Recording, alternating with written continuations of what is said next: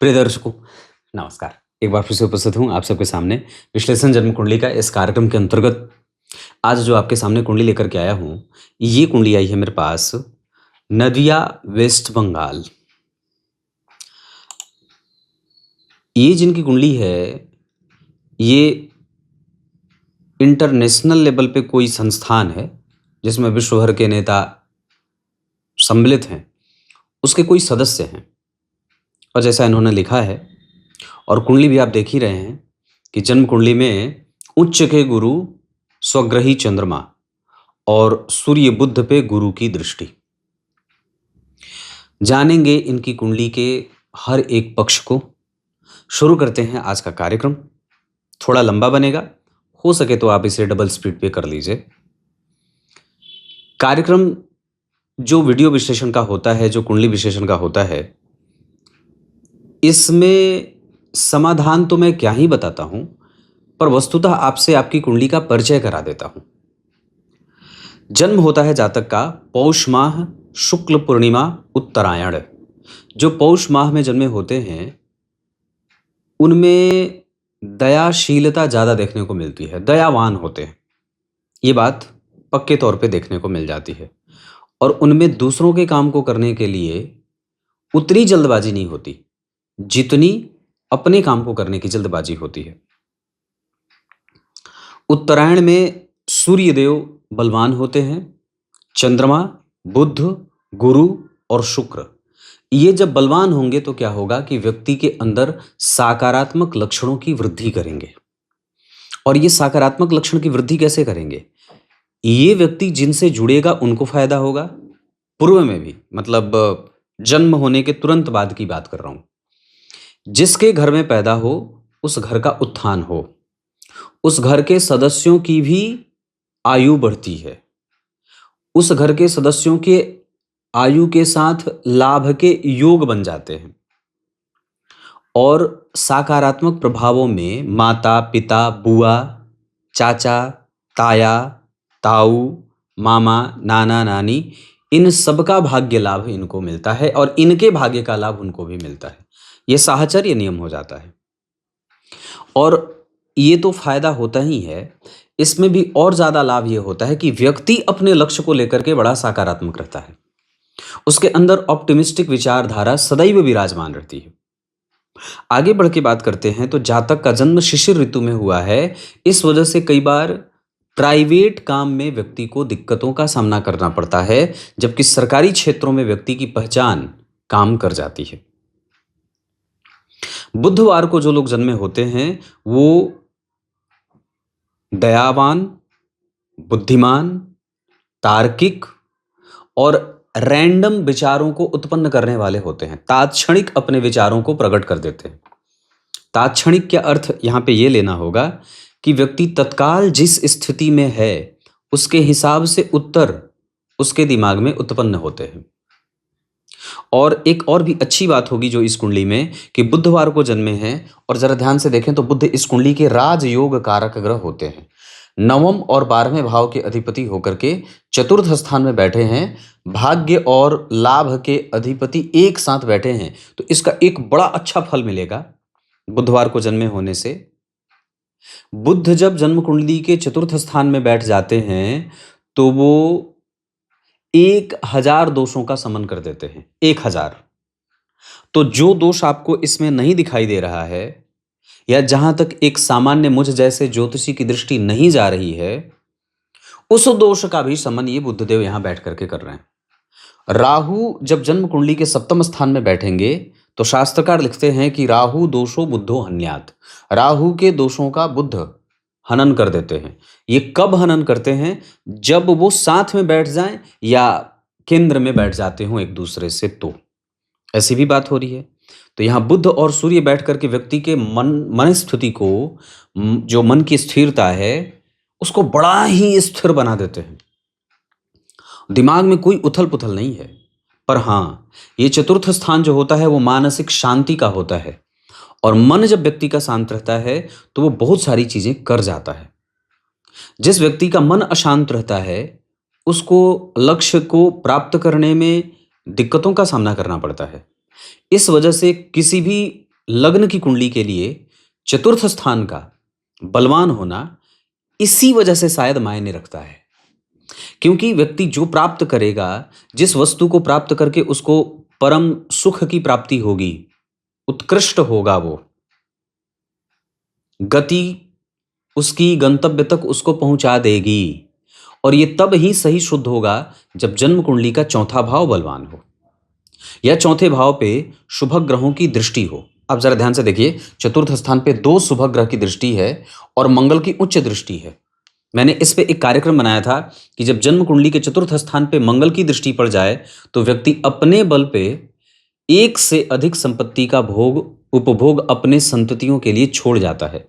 और इतना ही नहीं, ये चतुर्थ स्थान जो होता है वो हमारे सभी प्रकार के रिश्तेदारों के सुख का भी होता है, हर प्रकार के सुख का होता है। सुख का कारक देवगुरु बृहस्पति चतुर्थ स्थान के कारक होते हैं, चतुर्थ स्थान को देख रहे हैं। और चतुर्थ स्थान में जिस ग्रह की उच्च राशि बनी है, मंगल की उच्च राशि बनी है, मंगल मकर राशि में उच्च के होते हैं, अपने उच्च की राशि से मंगल केंद्र में है। अपनी राशि से शनिदेव, यहां पापग्रह की राशि बनी है, जरा ध्यान से देखेंगे, पापग्रह की राशि बनी है, अपनी राशि से पापग्रह 3 घर आगे बैठा है। ये अत्यंत विलक्षणता से योग बन जाएगा। ये मेरा ही सिद्धांत था कि जब जन्म कुंडली के चतुर्थ स्थान के अधिपति 6वें में बैठ जाएं तो ये सरकारी नौकरी के लिए और सरकार में पदस्थ अधिकारी बनाने के लिए सुयोग्य व्यक्ति को बना देते हैं। इनके बारे में मैंने आपसे बात की।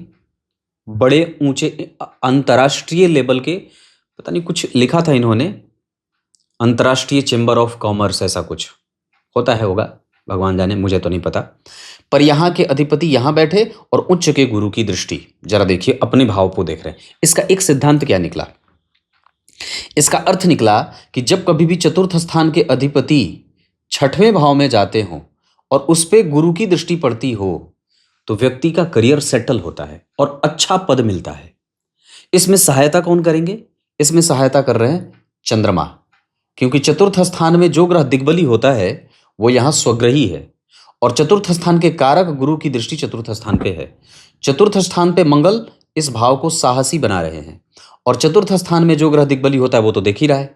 इस भाव से ठीक दूसरे घर में शुक्र बैठे हैं और जरा ध्यान से देखिए तो जिस राशि में बैठे हैं उस राशि का अधिपति उसी भाव के तुरंत जस्ट आगे बैठ करके इस भाव से, मतलब विद्या, बुद्धि, विवेक, ज्ञान, प्रेम, सहिष्णुता, दया, क्षमा, इन सब की वृद्धि और धन के रूप में कर रहा है। किसी भी भाव का अधिपति अगर पापग्रह हो, अगर 3 घर आगे बैठा हो तो ये बहुत विलक्षण होता है। ये उस भाव की वृद्धि कर देते हैं पापग्रह। किसी भी भाव का अधिपति कोई भी ग्रह हो, चाहे पापक या शुभग, अगर उससे ठीक तुरंत आगे बैठा हो तो ये भी उसके धन की वृद्धि करता है, धन की वृद्धि करता है। ये इसके पराक्रम की वृद्धि कर रहे हैं शनि, और यहाँ पे शनि अपने धन की वृद्धि कर रहे हैं। मतलब व्यक्ति का धन कहाँ से आएगा? अपने अनुभव से, अपने ज्ञान से, अपने पद से, अपने विद्या से, अपनी बुद्धि से, अपने विवेक से, अपने प्रेम से, दया से, सहिष्णुता से, तर्क बल से, ज्ञान बल से। और उसके जीवन में चाहे जितनी भी विषम परिस्थिति बन जाए, इस भाव के अधिपति देखिए, चौथे भाव 6वें भाव के अधिपति उच्च के बैठे हैं, कर्क राशि में बैठे हैं, जहां भवन, भूमि, वाहन आदि का तो सुख मिलता ही है, पिता को भी अच्छा पद दे देते हैं। यहां पे भी 6वें भाव के स्वामी, यहां पे 2 सिद्धांत निकलता है। जब दशम स्थान के अधिपति दशम में बैठे हो तो व्यक्ति स्वतंत्र कारोबारी भी हो जाता है और वो कभी भी छोटे पद पे काम नहीं करता, स्वतंत्र कारोबार करता है। नौकरी के बाद भी उसका मन पूर्णतया स्वतंत्रता में लगा रहता है, वो किसी की परतंत्रता बर्दाश्त नहीं कर पाता। और बहुत गहराई से समझेंगे तो 6वें भाव से संबंध अगर दशम स्थान का हो जाता है तो शास्त्रकार ये लिखते हैं कि व्यक्ति के घर में आने वाली पीढ़ियों में भी जरूर ऐसे ही किसी अच्छे पद पे जाने वाले संतति का प्रादुर्भाव होता है, जन्म होता है, अवतरण होता है। और इतना ही नहीं, एक बात और भी है जो यहां पे जोड़ दूंगा, क्योंकि जब जन्म कुंडली के 6वें भाव के स्वामी का संबंध दशम स्थान से हो जाता है तो कई बार शास्त्रकार ये लिखते हैं कि व्यक्ति को वो काम करना चाहिए जो उसके पूर्वज करते आए हों। ये मैंने कब कहा? जब जन्म कुंडली के 6वें भाव का संबंध दशम स्थान से हो जाए। देखिए हो रहा है, 6वें भाव के स्वामी गुरु हैं, दशम स्थान में बैठे हैं और उच्च के बैठे हैं। मैं अभी पंचांग पे ही हूं, पंचांग में अभी क्या बात निकली? शुक्ल पूर्णिमा, शुक्ल पक्ष के पूर्णिमा के चंद्रमा पूर्णेंदु होते हैं। और जरा ध्यान देंगे तो शुक्ल पक्ष की पूर्णिमा और शुक्ल पक्ष की अमावस्या, ये तिथियां ऐसी हैं जहां पे किसी प्रकार का कई बार तो दोष नहीं लगता है। दग्ध राशि नाम सुना होगा आप लोगों ने। यहां पे इन दोनों तिथियों में दग्ध राशि का कोई निर्धारण ही नहीं है। इस वजह से यहां ये जो तिथि बनी है शुक्ल पक्ष की पूर्णिमा, यहां व्यक्ति सुंदर होता है, जिज्ञासु होता है, विनय संपन्न होता है, थोड़ा डरपोक होता है, लेकिन झगड़ालू नहीं होता। अपने करियर को किस तरीके से सेट करना है ये बहुत अच्छे तरीके से व्यक्ति को आता है। और इतना ही नहीं, व्यक्ति पूर्णेंदु चंद्रमा की भांति पूर्णतया अपने स्वप्न को साकार करने वाला, पूर्व जन्म में भी, पिछले जन्म की भी बात, पंचम भाव के अधिपति, जन्म कुंडली के तीन भाव ऐसे हैं जहां से हम अपने पूर्व जन्म के बारे में जानते हैं। पंचम भाव, नवम भाव और दशम भाव। तो पंचम भाव में जब शुक्र बैठेंगे, जो कौन है इस कुंडली के लिए जरा देखिएगा, अष्टम भाव के अधिपति हैं, पंचम में बैठे हैं, लग्न के अधिपति हैं, पंचम में बैठे हैं। व्यक्ति पूर्व काल में भी शास्त्र और मर्म को जानने वाला था, अच्छे पद पे विराजमान था क्योंकि शुक्र सिंहासन देते हैं, अनुभवी था, ब्राह्मणों का मंत्री था, राजा का मंत्री था। इतना ही नहीं, मंत्र जापक भी था, यज्ञ कराने वाला था। और जरा ध्यान से देखें तो यहां पे 7 नंबर लिखा है और यहां पे 10 नंबर लिखा है। तो 7 से 10 कितने अंक की दूरी है? 7 के बाद 8, 9, 10, 3 घर आगे नवमांसा चक्र बनता है। और आचार्य लिखते हैं कि जो आपकी कुंडली में यहां लग्न बना है और यहां लग्न बना है, इनके बीच की दूरी जितने राशियों की होती हो वही जन्म इस जातक का होता है। मतलब ये तीसरा जन्म है जातक का। वैसे तो कल्पकोटि, बहुत सारे जन्म जन्मांतर का ये ज्योतिष शास्त्र जो है वो आपका निर्धारण करता है, पर ये जो एक सिद्धांत है जिसका कोई पुष्टि तो नहीं है, पर शास्त्रकार लिखते हैं, स्वर्ग भी भेजते हैं, नरक भी भेजते हैं, लोक भी बताते हैं, देवलोक से आई आत्मा, पितरलोक से आई, नरक लोक से आई, पृथ्वी लोक से आई, और कौन सा जन्म है, तो ये तीसरा जन्म दिखा रहा है। जब जन्म कुंडली में यहाँ पे तुला राशि बनी और यहाँ पे 10 नंबर, यानी कि 7 के बाद 8, 9, 10, यानी कि ये तीसरा जन्म है जातक का। अब बात करते हैं कि पूर्व जन्म में क्या था, तो ये पंचम भाव से पता चल गया। नवम स्थान के अधिपति चतुर्थ स्थान में बैठे हैं। ये नवम स्थान भी अगर जन्म कुंडली में बलवान नहीं होता या नवमेश चतुर्थ स्थान में नहीं बैठे होते तो फिर यहाँ पे एक बात और भी घटित हो जाती। यहाँ पे नवम और एकादशवें के अधिपति इस भाव को बलवान करके व्यक्ति को माता का आशीर्वाद प्राप्त करने वाला, मातृभूमि से प्रेम करने वाला, उसके पक्ष में तर्क देने वाला, माता की पूर्णतया पूर्ण समर्पित होकर के सेवा करने वाला, श्रवण कुमार की भांति, और धर्म, दान, पूजा पाठ, धन खर्च करने में कभी भी विचार ना करने वाला, हमेशा दे दे और अधिक दे दे। जितना किसी को आवश्यकता है उससे ज्यादा देने की सक्षम स्थिति ये बुद्ध और गुरु, जो कृतज्ञता है, जो धर्म को जानने की समझ है, जो जिज्ञासा है, जो नैतिकता है और जो चरित्रवान होने का गुण मिला है, ये इसी गुरु सूर्य और गुरु बुद्ध से मिला है। और मैं इसकी 1000% तक गारंटी दे सकता हूं। बहुत ध्यान से समझिएगा, कुंडली एक एक परत को ऐसे उधेड़ देती है। लाभ के अधिपति जब जन्म कुंडली के चतुर्थ स्थान में बैठेंगे तो व्यक्ति को महाभाग्यशाली, महालाभकारी योग बना देते हैं। इस पर मैंने कार्यक्रम बनाया था बहुत पूर्व में कि लाभ के अधिपति अगर चतुर्थ स्थान में बैठते हो तो व्यक्ति की इच्छाओं की समस्त पूर्ति हो जाती है। और एक और भी अच्छी बात है, क्योंकि जन्म कुंडली के लग्न से लेकर के चौथे भाव तक शैशवावस्था या बचपन का काल देखा जाता है, तो चतुर्थ स्थान तक सूर्य, बुध और मंगल बैठे हैं। पंचम, षष्ठम, सप्तम और अष्टम ये अधेड़ अवस्था को दिखाते हैं, 40-50, मतलब ये मध्यकाल की किशोरावस्था से लेकर के आपके गृहस्थ आश्रम तक की अवस्था को दिखाते हैं।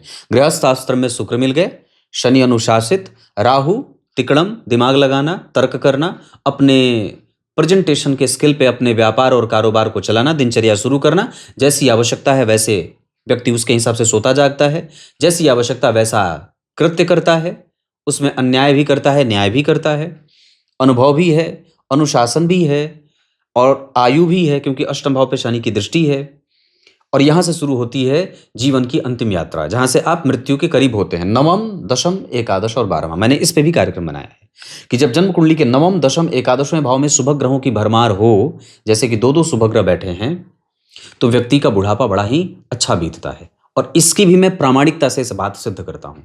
और इस पे मैंने पूर्णतया, आचार्य वराह मिहिर का यह सिद्धांत है, इस पे मैंने कार्यक्रम बनाया था कि नवम, दशम, एकादशवें भाव और 12वें भाव से व्यक्ति के वृद्धावस्था को जांचा जाता है या देखा जाता है। अगर वहां पे शुभ ग्रहों की स्थिति ज्यादा बनती हो तो आप ये बात आसानी से पक्के तौर पे कह सकते हैं कि हाँ, व्यक्ति का बुढ़ापा अच्छा बीतेगा, उसमें कष्ट नहीं है, व्यक्ति चलते फिरते यूं ही मृत्यु को प्राप्त कर जाएगा, किसी से सेवा नहीं लेगा।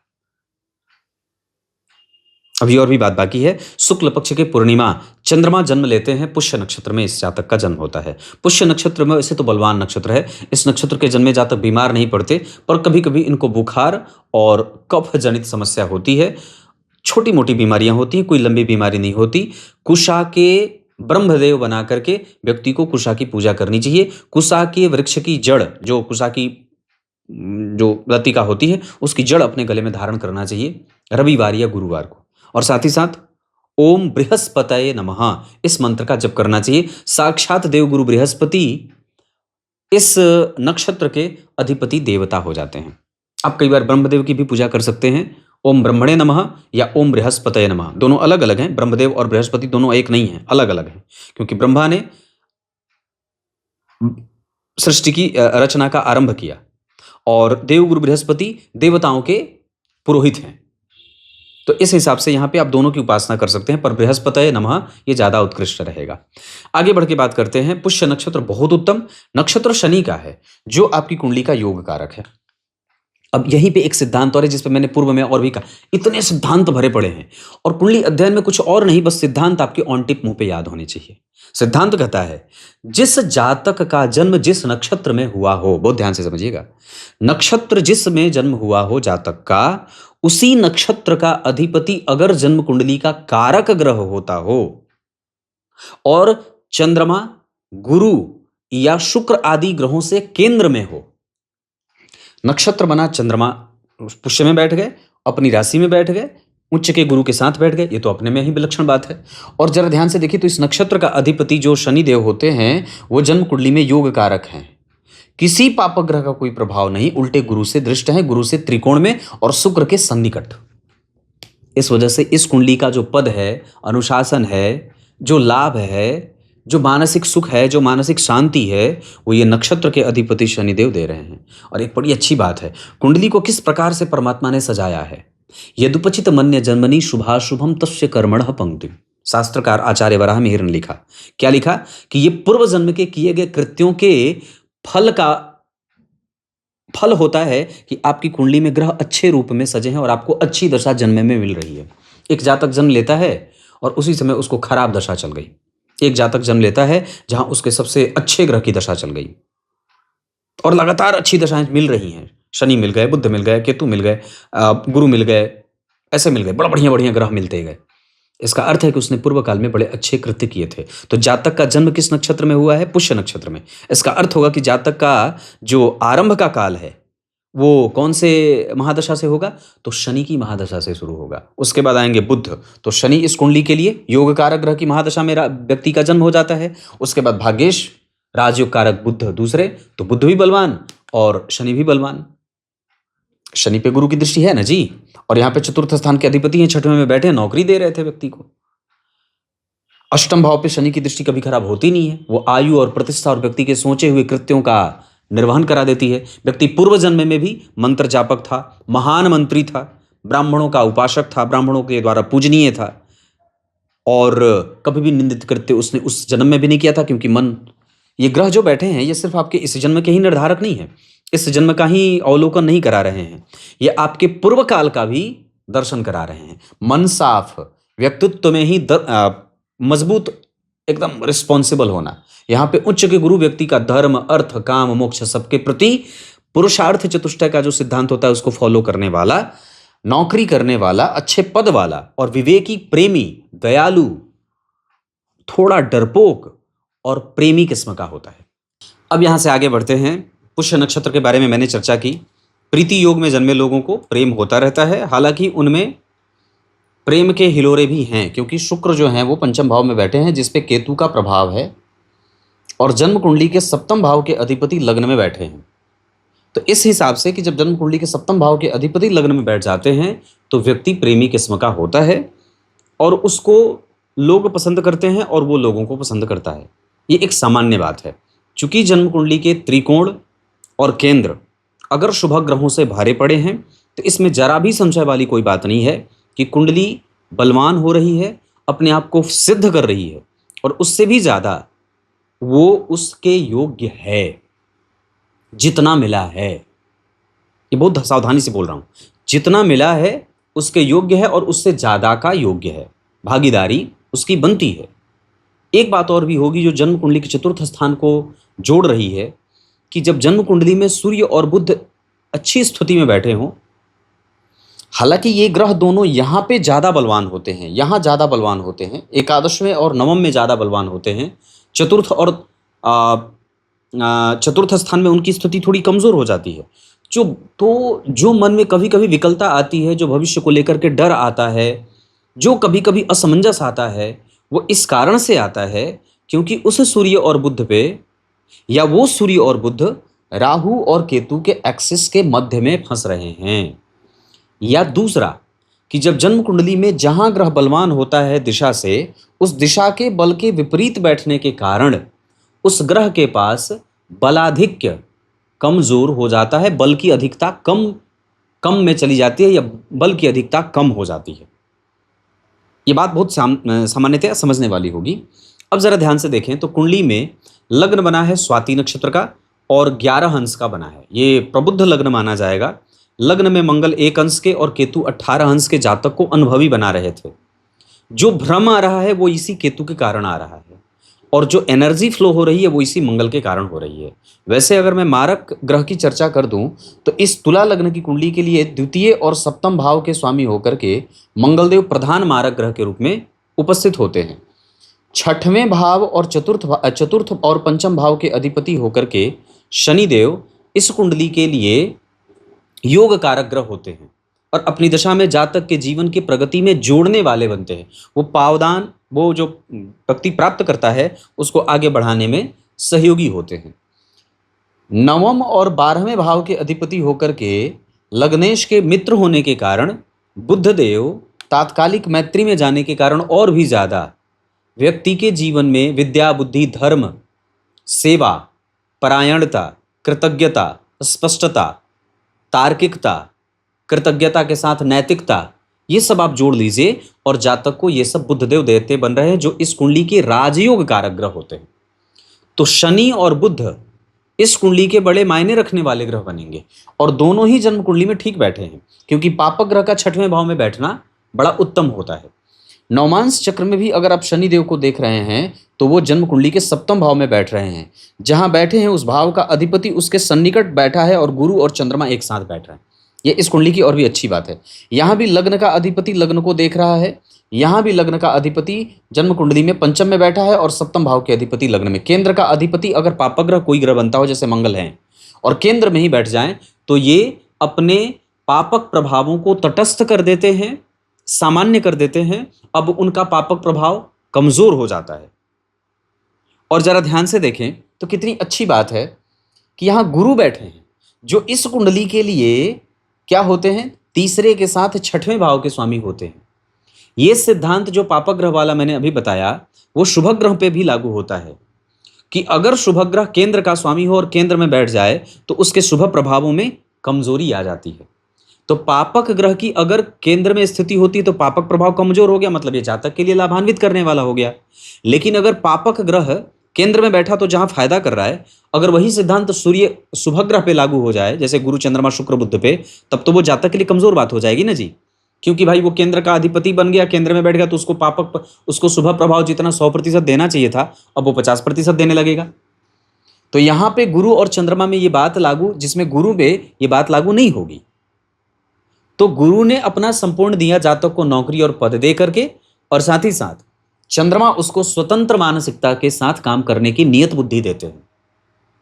बुध जन्म कुंडली में केंद्र के अधिपति नहीं है, त्रिकोण के अधिपति हैं, केंद्र में बैठे हैं, तो बुध भी शुभ ग्रह होकर के यहां पे तटस्थ नहीं होंगे और पूर्ण परिणाम 100% का देंगे। सूर्य जन्म कुंडली में लाभेश होकर के बैठ रहे हैं, तो ये जातक को दशम स्थान पे देख करके जातक को चरित्रवान, सुखी और अच्छी नौकरी और अच्छा पद दे रहे हैं और अपनी दशा काल में व्यक्ति के मानसिक सुखों को देने वाले बन रहे हैं। तो जो सूर्य और बुध यहां बैठे थे, मैं उस पर चर्चा कर रहा था, वो जब कभी व्यक्ति के दिमाग में जो डिसबैलेंस कभी कभी क्रिएट होता है, जो भविष्य को लेकर के डर पैदा होता है, जो मन अशांत होता है, जो असुरक्षा का भाव जागृत होता है, वो क्यों होता है? इसके दो कारण हैं। क्योंकि ये सूर्य और बुध जन्म कुंडली में राहु और केतु के केंद्र में आ रहे हैं, और दूसरा रोग भाव का स्वामी दशम में बैठ करके सूर्य और बुध को देख रहा है। तो ये किसको रोगी बनाएगा? एक, पिता को भी रोगी बना सकता है, और दूसरे ये सूर्य तो बड़े भाई, बड़े पिताजी या आपके लाभ को, आपके गेन को कभी कभी रोगी बनाता है या उसमें प्रतियोगिता देता है। तो जब कभी भी गुरु में सूर्य या गुरु में बुध का अंतर आएगा, तो ऐसी भी स्थितियां जातक के जीवन को प्रभावित करेंगी, जो कि बड़ी सामान्य रहेंगी। नवांश कुंडली में उच्च के सूर्य, जो यहां सूर्य बैठे थे चतुर्थ स्थान में, वो यहां पे बैठे हैं, लेकिन इससे ज्यादा अच्छे हो जा रहे हैं।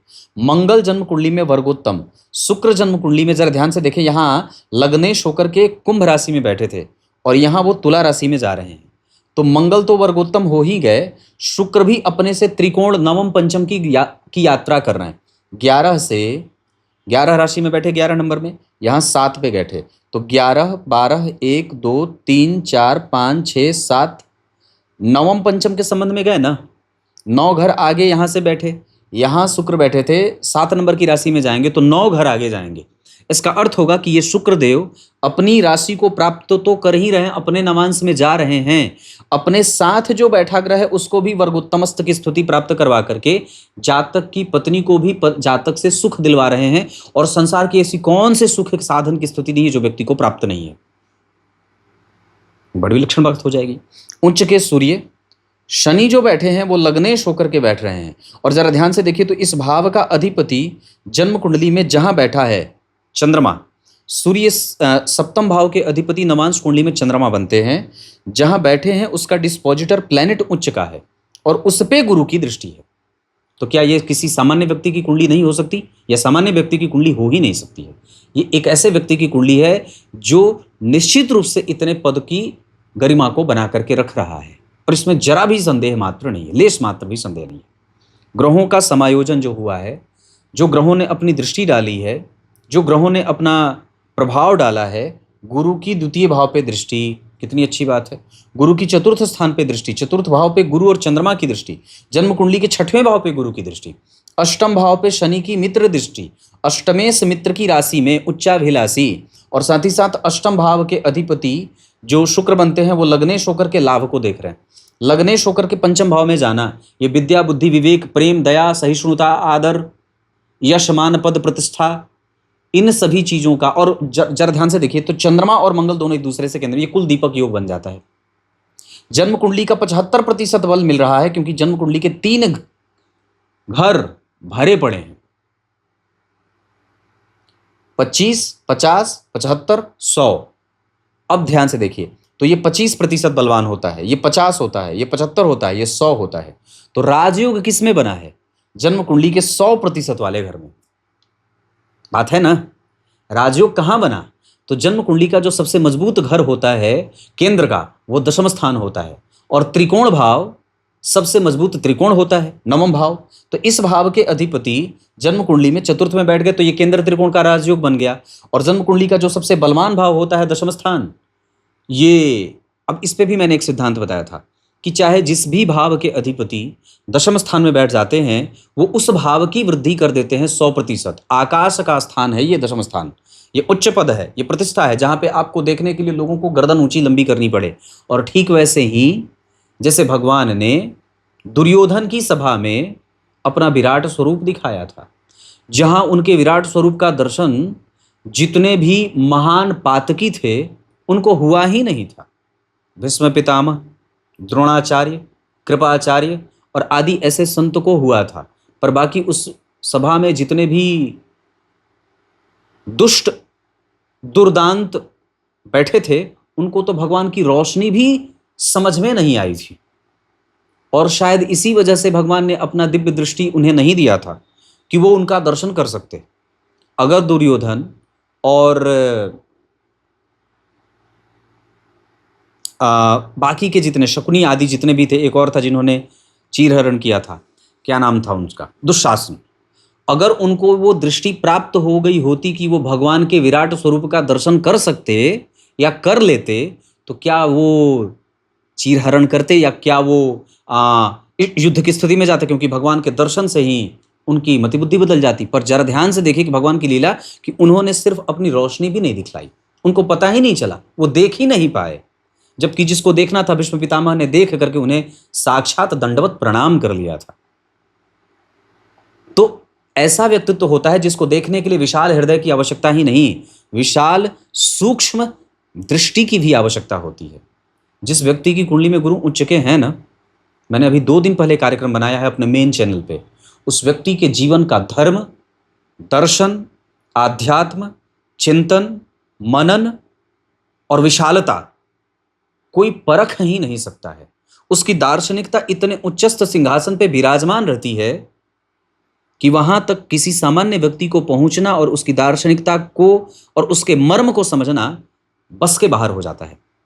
और मेरा जिस ग्रह पे सबसे ज्यादा विश्वास होता है, अपने जन्म कुंडली के अध्ययन में मैंने जितनी कुंडलियां अभी तक देखी हैं, लगभग 4000 कार्यक्रम मेरे यूट्यूब पे हैं। मेन चैनल जो है वो उस पर 3700-3800 कार्यक्रम हो गए हैं। इस चैनल पे 100-150 कार्यक्रम होने वाले हैं। उसमें मैंने सिर्फ 2 ग्रहों पे सबसे ज्यादा बल दिया है, एक चंद्रमा और दूसरे गुरु।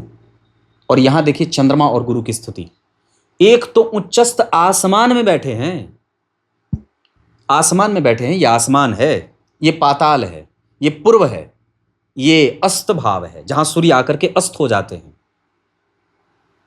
तो कहने का अर्थ है कि यहां पे जो स्थिति बनी है ये इस कुंडली की सबसे अच्छी स्थिति है। तो सबसे बलवान भाव कौन बना?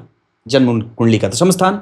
जन्म कुंडली से क्या देखा जाता है? सामाजिकता, दार्शनिकता, पद, प्रतिष्ठा, उसका राजनीति, उसके द्वारा की गई राजनीति, उसकी सामाजिक स्थिति कैसी है, छवि कैसी है, उसके सोचने की शक्ति कैसी है, उसकी वेधन शक्ति कैसी है, वो दूरदृष्टता कैसी है, वो सत्य असत्य को समझने की शक्ति कैसी है, वो जन्म कुंडली में बड़ा अच्छा बैठा है।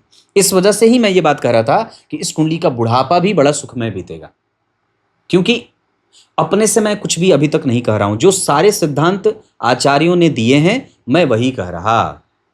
और इस पे भी मैंने एक कार्यक्रम बनाया था कि जिस व्यक्ति की कुंडली में दशम स्थान का संबंध या नवम स्थान का संबंध गुरु या सूर्य से हो जाए, उस व्यक्ति की विलक्षणता को किसी को प्रामाणिक करने की आवश्यकता नहीं होती है। नवम स्थान के अधिपति हैं, सूर्य के साथ बैठे हैं और गुरु से दृष्ट हैं। तो एक से एक बढ़कर के जितने सिद्धांत हैं वो सारी ही स्थितियां इस कुंडली में लागू हो रही हैं। अंश बल के आधार पर अगर बात करते हैं तो इस कुंडली में जो सबसे मजबूत अंशों पे ग्रह विराजमान है वो बुध बैठा है, और बुध बैठे हैं जन्म कुंडली में 16 अंश के। मंगल जो होते हैं वो युवावस्था के ग्रह होते हैं, बुध जो होते हैं वो थोड़े कमजोर किशोरावस्था के। बुध चतुर्थ स्थान में गुरु से दृष्ट होने से व्यक्ति निर्भीक होता है और तर्क बल से किसी को भी हराने वाला होता है। लेकिन एक अद्भुत बात है कि यहां व्यक्ति अपनी परंपरा और अपने प्रतिष्ठा को और अपने संस्कार और सभ्यता को अपनी हाथों पे लेकर के चलने वाला होता है। उसके प्रति उसकी जो भावना है वो हृदय तल पे विराजमान रहती है। वो कभी भी उसको झुठलाता और छोटा या कभी भी अपनी परंपरा को दकियानुस या खराब नहीं कहता है, या बुरा उसकी अप्रशंसा नहीं करता, प्रशंसा ही करता है। अब यहाँ मैं आपका ध्यान ग्रहों के आपस के संबंधों के बीच में लेके आता हूँ, पर उससे पहले 2-3 चीज़ें और भी समझनी होंगी। जैसे इस कुंडली में चंद्रमा जो है, उस चंद्रमा के ठीक पीछे कोई ग्रह नहीं है, और चंद्रमा के ठीक आगे कोई ग्रह नहीं, और चंद्रमा से ठीक 7वें भाव में बुध और सूर्य बैठे हैं। तो चंद्रमा से ठीक जब 7वें स्थान में सूर्य चले जाते हैं तो कई बार व्यक्ति अपनी बुद्धि और अपने ज्ञान का उतना इस्तेमाल नहीं कर पाता है जितना उसके पास है। इसका अर्थ है कि हम विद्या, बुद्धि और विवेक का और भी ज़्यादा अच्छे तरीके से निचोड़ प्राप्त कर सकते हैं और अच्छे तरीके से उसका समायोजन कर सकते हैं। दूसरा, इस कुंडली के केंद्र में चर प्रकृति की राशियां बनी हैं। चर प्रकृति की राशियां मतलब जो चलायमान हैं, जो चंचल हैं। तो इसका अर्थ होगा कि यहां व्यक्ति अपने जीवन में आश्रय और प्रश्रय को ढूंढने के लिए कई बार अपने स्थान से दूर जाकर के भी स्थित होते हुए देखा जाएगा। और जन्म कुंडली में जरा ध्यान से देखेंगे तो चंद्रमा से बुध भी आमने सामने है। ये अवस्था भी कई बार व्यक्ति के निर्णयों को कमजोर करती है और उसे उसके आत्मविश्वास में कमजोरी करके उसको सफोकेट करती है, कंफ्यूज करती है और इमोशनल बना करके उससे गलत निर्णय भी करवाती है। जो युतियां बनी है इस कुंडली में, यहां पे चर प्रकृति की राशि में युति बनी है। अब यहां पे एक ड्रॉबैक होगा इसका कि ये होगा क्या कि जब जन्म कुंडली में चर प्रकृति की राशि में 1, 4, 7, 10 में से अगर ग्रहों की युति होती है, 2 ग्रह एक साथ बैठे हैं यहाँ पे और 2 ग्रह यहाँ एक साथ बैठे हैं, बाकी तो कोई ग्रह युति में है नहीं। मंगल और केतु में तो मंगल और केतु मित्र ही होते हैं और वो सामान्यतः केतु तो है नहीं, वो तो पारछाई मात्र।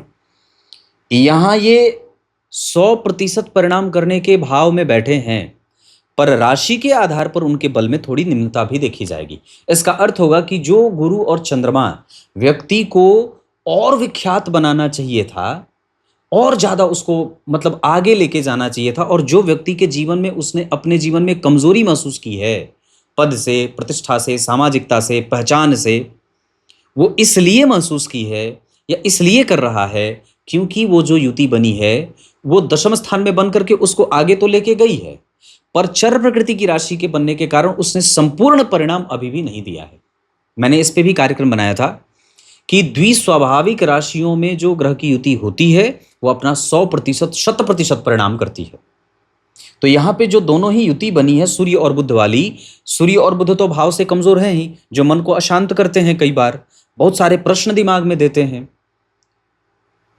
लेकिन वो इस वजह से भी कर रहे हैं, मानसिक अशांति इस वजह से भी आ रही है जातक के पास क्योंकि वो चर प्रकृति की राशि में युति बनी है। तो जो संघर्ष मिला जातक को वो इसी युति के कारण नहीं, इस राशि के कारण मिला है, क्योंकि वो जो युति बनी है वो चर राशि में बनी है। चर राशि में जो युति बनती है वो सामान्य से थोड़ा बेहतर परिणाम करती है। स्थिर राशि का जो युति पक्ष होता है वो चर राशि से ज्यादा बलवान होता है और चर और स्थिर राशियों से ज्यादा परिणाम युति का उस राशि में मिलता है जो द्विस्वाभाविक हो, मतलब 3, 6, 9, 12। तो जब ध्यान से देखेंगे तो यहाँ पे 12 नंबर की राशि में शनि बैठे हैं, लेकिन अकेले बैठे हैं। 3 नंबर में कोई राशि नहीं, 6 नंबर में कोई राशि नहीं, 9 नंबर में कोई राशि नहीं, 12 नंबर में एकमात्र शनि बैठे हैं जो नीचाभिलाषी भी हैं, और सप्तम भाव में राहु बैठे हैं जहां पे कई बार पति और पत्नी को अकेले भी रहना पड़ता है। बच्चों से प्रेम दूर रह करके भी व्यक्ति को प्राप्त हो जाती है, पर कई बार ये नौकरी परिवार से दूरस्थ या दूर स्थित होने का प्रधान कारण बन जाती है। प्रेम सदैव रहे, दया सदैव रहे, परिवार के पोषण की प्रक्रिया व्यक्ति पूर्णतया अच्छे तरीके से जानता है, लेकिन ये जो राहु बैठे हैं और ये जो शनि इसके पीछे बैठे हैं, ये कई बार परिवार से दूरी देते हैं या कई बार पत्नी को कोई ना कोई छोटी छोटी बीमारियां, रुग्णता, वैचारिक स्थिति में मतभेद, कई बार शंकालु प्रवृत्ति दाम्पत्य को देने वाला काम कर देते हैं। मंगल और केतु एक जैसे होते हैं। मैंने केतु के बारे में आपसे कार्यक्रम में बात कही थी कि केतु जो होते हैं वो शुभ ग्रह में शुक्र की भांति होते हैं और पापक ग्रह में मंगल की भांति होते हैं। राहु जो होते हैं वो शुभ ग्रह में गुरु के सदृश होते हैं और पापक ग्रह में शनि के सदृश होते हैं। यहां मंगल और केतु एक साथ बैठे हैं, दोनों ही बहुत मजबूत स्थिति में बैठे हैं, कोई घबराहट वाली बात नहीं, क्योंकि इनके केंद्र में गुरु चंद्रमा और सूर्य बुध बैठे हैं। तो सूर्य और बुध को इनसे दिक्कत हो सकती है, मंगल राहु केतु से, लेकिन मंगल और केतु को सूर्य बुध और गुरु चंद्रमा से कोई परेशानी नहीं होगी, बल्कि उनको अतिरिक्त बल मिल जाएगा क्योंकि वो शुभ ग्रहों के मध्य में हैं। उनका जो 90 डिग्री बन रहा है वो दोनों शुभ ग्रह दोनों तरफ स्थित है। ऐसे जो स्थिति बन रही है ग्रह की 90 डिग्री वाली, ये वाली, यहाँ पे इन दोनों के मध्य में अगर कोई पापक ग्रह यहाँ बैठेगा तो वो इससे भी प्रभावित होगा शुभता के मामले में और इससे भी प्रभावित होगा। तो यहाँ पे जो मंगल और केतु बैठे हैं वो गुरु और चंद्रमा और सूर्य और बुध से लाभान्वित हो रहे हैं। इस वजह से मंगल और केतु की दशा इन दोनों के, मतलब गुरु चंद्रमा सूर्य बुध की अंतरदशा में या महादशा, जब मंगल की चल जाए, बुध का अंतर हो, सूर्य का अंतर हो, गुरु का अंतर हो, चंद्रमा का अंतर हो, तो मंगल की दशा इस कुंडली के लिए प्रधान मारक ग्रह होने के बावजूद भी अच्छा परिणाम कर जाएगी। अब चर्चा मारक की कर लेते हैं। तो इस कुंडली में मारक ग्रह के रूप में मंगल देव बनते हैं, लग्न में बैठे हैं पापक ग्रह के संपर्क में नहीं है। राहु केतु यहाँ पे पापक नहीं होंगे क्योंकि केंद्र में बैठे हैं। हाँ, इस कुंडली में मारक ग्रह बनेंगे राहु। इस कुंडली में शुक्रदेव अष्टम भाव के स्वामी लग्नेश होकर के पंचम भाव में बैठे हैं। वो शुक्रदेव भी अष्टम भाव के दोष से मुक्त हो जाएंगे, उनको भी कोई दोष नहीं लगेगा और व्यक्ति का धन सही जगह पे खर्च होता है। हालांकि यहाँ पे कई बार व्यक्ति को नौकर के भाई से, नौकर के परिवार से कई बार उसको समस्याओं से जूझते हुए देखा जा सकता है और ये शनि और शुक्र की दशाओं में देखने को मिल सकता है। इसके साथ साथ अगर बात करते हैं तो यहाँ पे मंगल देव की चौथी दृष्टि बहुत बढ़िया, सातवीं बहुत अच्छी और अष्टम भाव पे मंगल की दृष्टि है, शनि की भी दृष्टि है। अब ये बात समझने वाली होगी कि जन्म कुंडली के अष्टम भाव के अधिपति पे केतु की दृष्टि है, जो व्यक्ति को मोक्ष की गति देता है। केतु मोक्ष के कारक हैं। अष्टम भाव पे शनि की दृष्टि है तो लंबी आयु देंगे, लेकिन मंगल की भी दृष्टि प्राप्त हो रही है और अष्टम भाव के अधिपति केतु के दृष्टि में जाने के कारण आयु के साथ कई बार बीमारी रहती है।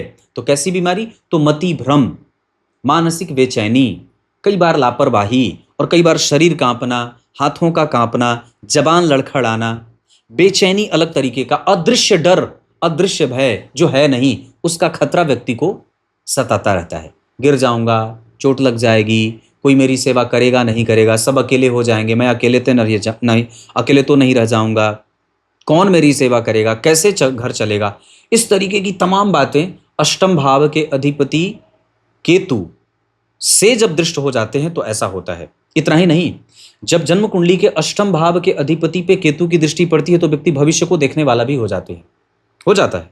वो उसको भविष्य पहले से दिखने लगता है।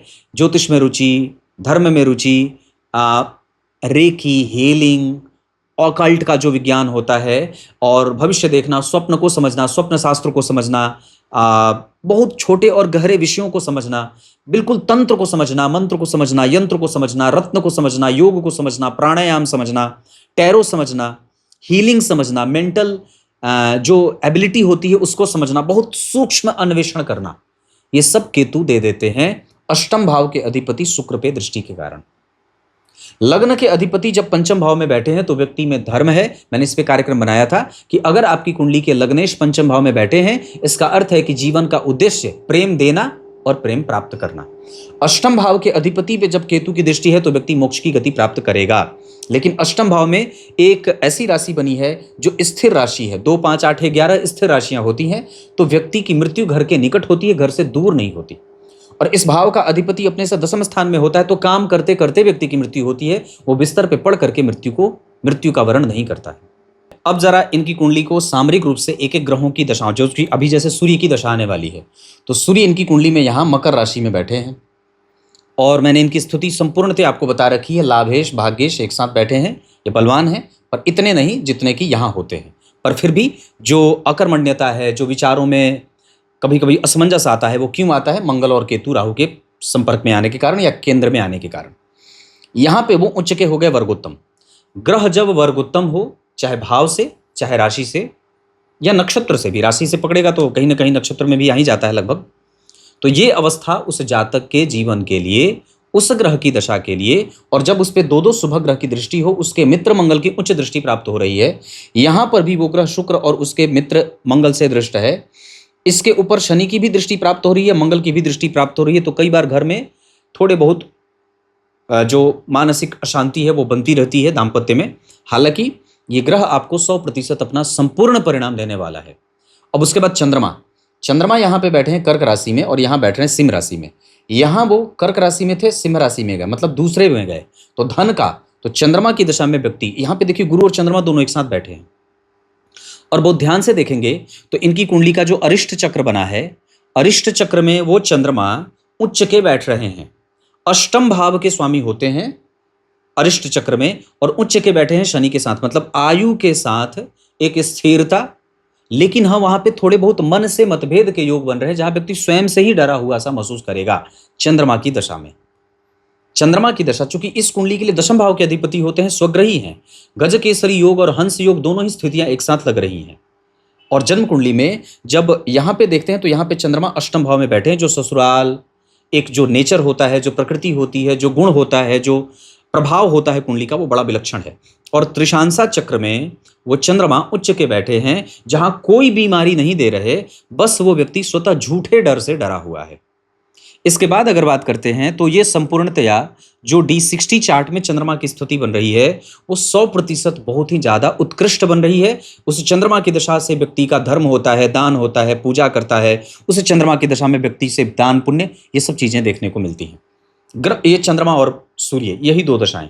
मंगल अगर अधिकतर देखें तो चंद्रमा के बाद मंगल इस कुंडली में यहाँ पे तुला राशि में बैठे हैं और यहाँ भी तुला राशि में है। तो अगर व्यक्ति मंगल की दशा देख रहा है तो वो भी उसकी कुंडली में वर्गोत्तम होने के कारण ग्रह का बल उसके पास भी है, उस ग्रह का भी बल उसके पास मिल रहा है। मतलब आने वाली जो ये तीनों दशाएं हैं वो जातक को सूर्य, चंद्रमा और मंगल ये तीनों दशाएं जातक के फेवर में हैं। थोड़ी बहुत असमंजस की स्थिति चंद्रमा की दशा में देखने को मिल जाएगी।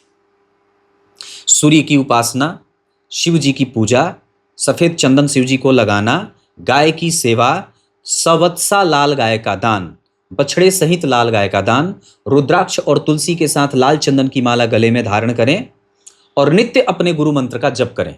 नित्य किसी मंदिर को धोना और उसको गोद लें। मंदिर में जो खर्चा है ठाकुर जी का, पुजारी का, उसको अपने पॉकेट से उसका भार वहन करने की पूरी कोशिश करें अगर योग्यता और क्षमता है तो। बस इतनी सी बात। और क्या इस कुंडली में शेष रहेगा तो ग्रहों का बल मैं अगर छोटे स्तर पे देख लूं तो आपको समझा दूं तो मंगल के बारे में मैंने बात की। अंतरदशा में अगर बात करते हैं तो बुध 100% परिणाम कर रहे हैं, सूर्य 25%, चंद्रमा मृतप्राय है, इस वजह से मन को डरा रहे हैं। मंगल जो है वो जन्म कुंडली में 25% का परिणाम, बुध 100%, गुरु जो है वो जन्म कुंडली में कभी कभी कमजोर हो रहे हैं। तुला लग्न की कुंडली के लिए वो कमजोर हो जाते हैं, अच्छे भाव के स्वामी नहीं होते। इस वजह से कई बार वो कारोबार में थोड़ी राजनीति हो, थोड़ा पशुपेश में व्यक्ति रहता है। हालांकि उसमें भी उसका कोई कुछ बिगाड़ नहीं पाएगा क्योंकि सूर्य केंद्र में बैठे हैं और गुरु से दृष्ट हैं। अब जरा ध्यान से देखें तो इस कुंडली में एक और भी बढ़िया बात मुझे जो अभी समझ में आई, भाग्य जन्म कुंडली में भाग्य भाव का स्वामी 10 नंबर की राशि में बैठे हैं और यहाँ पे वो बुध बैठे हैं कहाँ, स्वग्रही। तो बहुत ध्यान से समझिए, ये लक्ष्मी योग होता है। भाग्य भाव के स्वामी जहां बैठे और भाग्य भाव के स्वामी यहाँ वर्गोत्तम, तो मंगल वर्गोत्तम, यहाँ पे भाग्य भाव का स्वामी अपने नवांश में, गुरु मित्र के नवांश में, सूर्य उच्च के, मंगल वर्गोत्तम, शुक्र अपनी राशि में, शनि जिस राशि में बैठे उस राशि का अधिपति स्वतः केंद्र में, गुरु और चंद्रमा बढ़िया, राहु मूल त्रिकोण राशि में। तो खराब क्या है, कुछ भी नहीं। दशमांशा चक्र को विश्लेषित करने की अलग से आवश्यकता है नहीं क्योंकि यहाँ पे तो स्थिति इतनी मजबूत बन गई है। यहाँ पे मंगल तुला राशि में जो प्रशासन करवाता है, जो व्यक्ति को तानाशाह बनाता है, तानाशाह क्या कहें उसको, क्या कहते हैं, जो नौकरशाह है ना, नौकरशाह बनाता है, अच्छे पद पे ले जाना। यहाँ पे गुरु और चंद्रमा, इतनी बढ़िया बात है कि इसकी प्रशंसा मेरे से तो नहीं हो सकती क्योंकि यहाँ पे गज केसरी योग यहाँ लग रहा है, यहाँ लग रहा है और यहाँ भी लग रहा है। एक संपूर्णतया मजबूत, जो मैंने पद इनको कहा है कि व्यक्ति अंतर्राष्ट्रीय लेवल का है और ऊंचे पद के मुख्यमंत्री, प्रधानमंत्री और इन सभी लोगों से इसकी उठक बैठक होती है, ये ऐसे ही नहीं होती है क्योंकि ये सारे ही योग गुरु चंद्रमा के कारण होती है। ठीक है, ये गुरु चंद्रमा के कारण ऐसी बात देखने को मिली। यहां भी गुरु चंद्रमा प्रभाव में, यहां भी गुरु चंद्रमा और यहां भी गुरु चंद्रमा। अब इसके आगे तो ग्रह क्या ही दे सकते हैं, सारी चीजें दे रखे हैं। अब एक बात करते हैं, व्यक्ति की आत्मा आई कहां से है। सूर्य और चंद्रमा की जो स्थिति मैं देख रहा हूं उसमें चंद्रमा का बल ज्यादा बढ़ा है क्योंकि भाव और राशि से सूर्य को बल कमजोर और चंद्रमा को बल ज्यादा मिल रहा है। और दृष्काण चक्र में वो चंद्रमा अपने ही दृष्काण में जा रहे हैं। चंद्रमा कर्क राशि के ही बैठे हैं, दृष्काण अपने ही स्वदृष्काण में है। इसका अर्थ होगा कि व्यक्ति की आत्मा पितरलोक से आई है। पूर्व में व्यक्ति पितरलोक में था और जाएगी कहां, तो जो स्थिति जन्म कुंडली में दिख रही है उसके आधार पर गुरु बढ़िया, केतु और शुक्र का प्रभाव अच्छा, अष्टम भाव के अधिपति जन्म कुंडली में बहुत अच्छी स्थिति में गुरु बढ़िया बैठे हैं। पर शनि और मंगल का संघर्ष आ रहा है। शनि और मंगल जन्म कुंडली के अष्टम भाव को देख रहे हैं, छठवें भाव में शनि। हमें ऐसा कृत्य करना है कि हम नरक में ना जाएं क्योंकि शनि नारकीय बनाते हैं, है ना, ये बात ध्यान से समझना होगा। लेकिन इस कुंडली में जो केतु का प्रभाव अष्टम भाव के अधिपति शुक्र पे है और उच्च के गुरु चंद्रमा के साथ बैठे हैं, 12वें का अधिपति जन्म कुंडली में गुरु से दृष्ट हो रहा है। इस कारण से इस कुंडली में व्यक्ति की आत्मा वापस मृत्यु लोक में आने वाली या देवलोक में जाने वाली बन रही है। दोनों ही सिद्धांत यहां पे लागू हो रहा है, पर प्रमुखतया इस कुंडली में देवलोक और वापस मृत्यु लोक में जाने वाली स्थिति, आने वाली स्थिति बन रही है। क्लियर है। दान पुण्य पूजा पाठ इस कुंडली के लिए आवश्यक, अत्यंत आवश्यक है। ये तुला लग्न की कुंडली है जहां कई बार लोग आपको जिद्दी कह देते हैं। आपकी संतति आपको ये कहेगी कि बड़े जिद्दी हैं, अपने मन का करते हैं, किसी की सुनते नहीं हैं। दान पुण्य पूजा करना, इस कुंडली के 75 से 80% ग्रहों का बल आपकी कुंडली के केंद्र में समाहित है। और जन्म कुंडली के केंद्र में जितने ही ग्रह भरे रहेंगे, उतना ही चतुस्सागर नामक राजयोग बन जाएगा और जातक को आगे ले जाने में सक्षम होता है। इस कुंडली की सबसे अच्छी बात, गुरु चंद्रमा, शुक्र शनि, गुरु चंद्रमा, मंगल शुक्र, मंगल राहु, गुरु चंद्रमा, ये इस कुंडली के अच्छी स्थिति के निर्धारक ग्रह बन रहे हैं। तब तक के लिए बहुत बहुत नमस्कार।